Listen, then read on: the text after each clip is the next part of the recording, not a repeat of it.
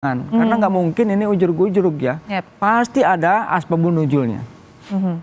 Oke, ini kan juga saat ini tengah dilakukannya rapat koordinasi stakeholder terkait. Ini ada Menteri ATR BPN Nusron Wahid, ada ternyata di sini ada juga Ketua Komisi 4 DPR RI Titik Soeharto, dan juga tadi ada Kepala Staf Angkatan Laut begitu yang sudah tiba dari awal. Kemudian juga ada ya Polri yang terlibat begitu dalam prosesi pembongkaran ini. Nah, ini rapat koordinasi yang dilakukan dari seluruh pejabat-pejabat yang hadir di sana, dari Kementerian Kelautan dan Perikanan ada, dari ATR BPN yang tadi kita bahas bersama nih Pak Mukri, ada juga ini ternyata Nusron Wahid, kemudian dari DPR ada. Apakah dari rakor ini harusnya sudah bisa membuat keputusan begitu terkait dengan pagar laut ini begitu Pak, dari rakor yang sedang berlangsung sekarang?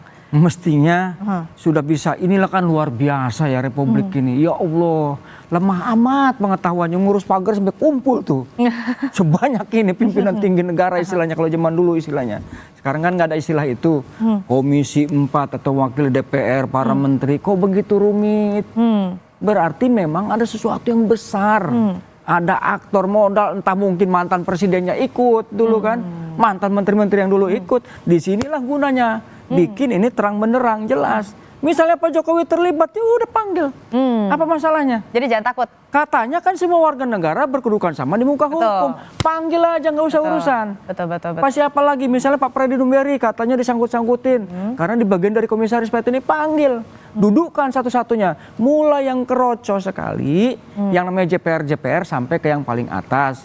Karena untuk mendapatkan informasi yang terang benderang supaya tidak ada lagi sahwa sangka, saling curiga, buka.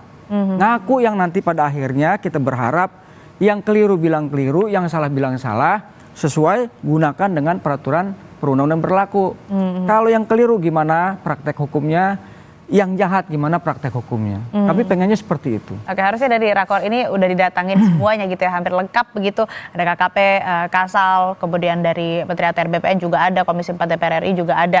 Ini harusnya sudah bisa clear begitu ya Pak. Karena kalau yang tadi juga kita lihat bersama paket berita yang Kompas TV sajikan, ini bahwa SHM ataupun juga HGB ini ada milik PT Cahaya Inti Sentosa, yang dicari ini pemiliknya siapa. Harusnya sudah tidak carut marut lagi begitu ya Pak, ini sudah bisa terungkap begitu dan diselesaikan. Kan pemiliknya siapa kan kita punya yang namanya Kementerian Hukum dan HAM. Semua itu punya AHU itu di sana, komisarisnya tahun berapa berdiri ada semua, nggak ada yang rumit. Alamatnya di mana, nomor teleponnya siapa, kapan dia mengurus izinnya ada. Tinggal kemauan aja. Kemauan pemerintah itu mau sungguh-sungguh enggak, ini pemerintah sekarang mau ditipu-tipu lagi enggak, gitu ya, atau meneruskan meluruskan kesesatan, jangan. Kalau pemerintah yang lalu sesat, ya sudah sadarlah kita, kembali ke jalan yang lurus dan benar. Jangan sampai nanti pemerintah sekarang ini disebut sesungguhnya kerusakan di muka laut dan di dasar bumi terjadi karena ulah-ulah pejabat. Jangan sampai begitu. Ini artinya apakah tadi disebutkan juga oleh Pak Mukri bahwa bisa juga ini langsung ditanyakan saja ke Kementerian Hukum begitu ya, Hukum Keamanan juga, ini artinya harus bisa diajak begitu ataupun juga perlu dihadirkan juga kah supaya clear begitu semua pihak yang terkait ada, supaya bisa langsung diselesaikan, tidak menjadi lagi pertanyaan, apalagi ini kan merugikan masyarakat di sana ya, terutama nelayan begitu Pak. Betul, kalau kami sih berharapnya begitu ya.